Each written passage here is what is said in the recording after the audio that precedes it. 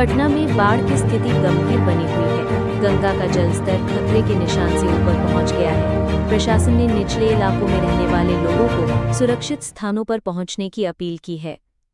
भागलपुर में गंगा नदी का पानी लगातार बढ़ने से कई गांव डूब गए हैं।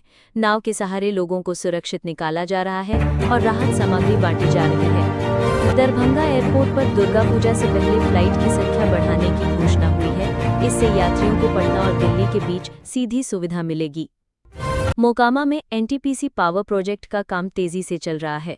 सरकार ने इसे समय पर पूरा करने का आश्वासन दिया है, जिससे बिजली आपूर्ति मजबूत होगी। नालंदा विश्वविद्यालय में अंतर्राष्ट्रीय कॉन्फ्रेंस का आयोजन किया गया। इसमें एशियाई देशों से आए डेलीगेट्स ने शिक्षा और संस्कृति पर अपने विचार रखे। गोपालगंज में जहरीली शराब पीने से 3 लोगों की मौत हो गई है। पुलिस ने शराब माफियाओं पर बड़ी कार्रवाई शुरू की है। सीवान में सड़क दुर्घटना में 2 लोगों की मौत और 5 लोग घायल हो गए। घायलों को अस्पताल में भर्ती कराया गया है। पूर्णिया में बाढ़ पीड़ितों के लिए 25 राहत कैंप खोले गए हैं। प्रशासन ने लोगों को मुफ्त भोजन और दवाइयां उपलब्ध कराई हैं। कटिहार रेलवे स्टेशन पर सुरक्षा बढ़ाई गई है।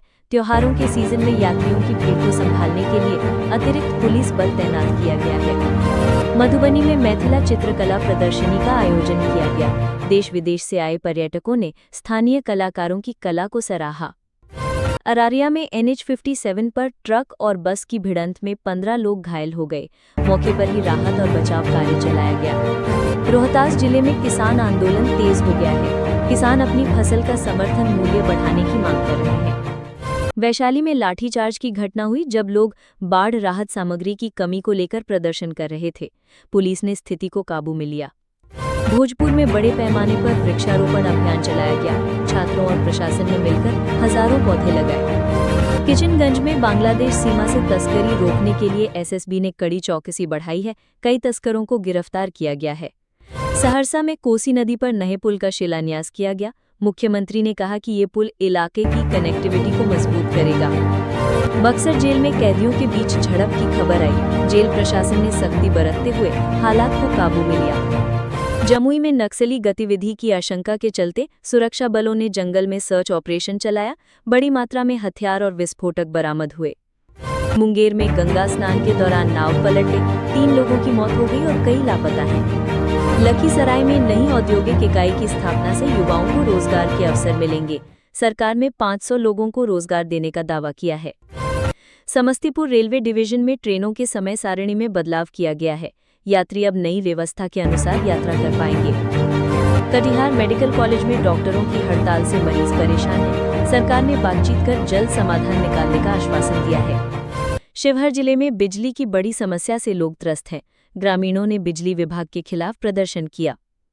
पश्चिम चंपारण में गंडक नदी का पानी गांवों में घुस गया।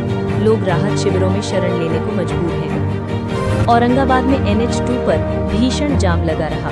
ट्रकों की लंबी कतार से यात्री घंटों फंसे रहे। बेतिया में स्कूल के बच्चों को मिड डे मील में खराब खाना परोसे जाने का मामला सामने आया। प्रशासन ने जांच के आदेश दिए। कैमूर के पहाड़ी इलाकों में लगातार बारिश से भूस्खलन हुआ। कई घर क्षतिग्रस्त हो गए हैं और सड़क संपर्क टूटा है। अरवल जिले में स्वास्थ्य विभाग ने डेंगू और मलेरिया पर रोकथाम के लिए विशेष अभियान शुरू किया है। जगह जगह दवा का छिड़काव किया गया। नवादा में बिजली चोरी रोकने के लिए छापेमारी अभियान चलाया गया। कई उपभोक्ताओं पर जुर्माना लगाया गया। सुपौल में कोसी नदी पर बने पुराने पुल में दरारें पाई गई हैं। इंजीनियरों की टीम जांच कर रही है।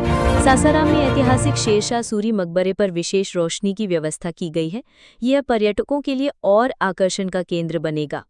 गया में विष्णुपद मंदिर में बड़ी संख्या में श्रद्धालु पहुंचे। खासकर श्राद्ध पक्ष को लेकर सुरक्षा बढ़ाई गई है। झंझारपुर में रेल ओवरब्रिज निर्माण का काम अधूरा पड़ा है। लोगों ने जल्दी काम पूरा करने की मांग की। दरभंगा मेडिकल कॉलेज में डॉक्टरों ने नए उपकरण की मांग की है। इससे मरीजों का बेहतर इलाज हो सकेगा। सीतामढ़ी में नेपाल सीमा पर शराब तस्करी का बड़ा जाल पकड़ा गया। पुलिस ने करोड़ों की शराब जब्त की है। मधुबनी में रेल हादसे से बचने के लिए फाटक रहित क्रॉसिंग पर चेतावनी बोर्ड लगाए गए हैं। ग्रामीणों ने स्वागत किया। सुपौल जिले में आकाशीय बिजली गिरने से 4 लोगों की मौत हो गई। प्रशासन ने मुआवजे का ऐलान किया।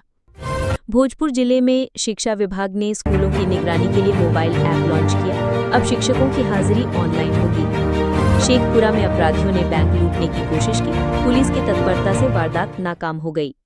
पूर्णिया में चाइल्ड ट्रैफिकिंग गिरोह का पर्दाफाश हुआ, पुलिस ने कई बच्चों को छुड़ाया और गिरोह के सरगना को पकड़ा। गया एयरपोर्ट से अब मुंबई के लिए सीधी फ्लाइट शुरू की गई है, यात्रियों ने इस फैसले का स्वागत किया। पटना में ट्रैफिक जैम से निजात दिलाने के लिए स्मार्ट ट्रैफिक सिस्टम लगाया जाएगा, इसकी टेस्टिंग अगले हफ्ते शुरू होगी। नवादा जिले में पंचायत चुनाव को लेकर हलचल तेज हो गई है, प्रत्याशियों ने घर घर जाकर प्रचार शुरू कर दिया है। मोतिहारी में किसानों को मुफ्त बीज और खाद बांटे गए, कृषि विभाग ने कहा कि इससे उत्पादन में बढ़ोतरी होगी। सुपौल में कोसी बाढ़ संग्रहालय बनाने का प्रस्ताव पास किया गया, ये बाढ़ प्रभावित क्षेत्र के इतिहास को दर्शाएगा। सारण जिले में अपराधियों ने पेट्रोल पंप पर धावा बोला और लाखों की लूट की, पुलिस जांच में जुट गई है।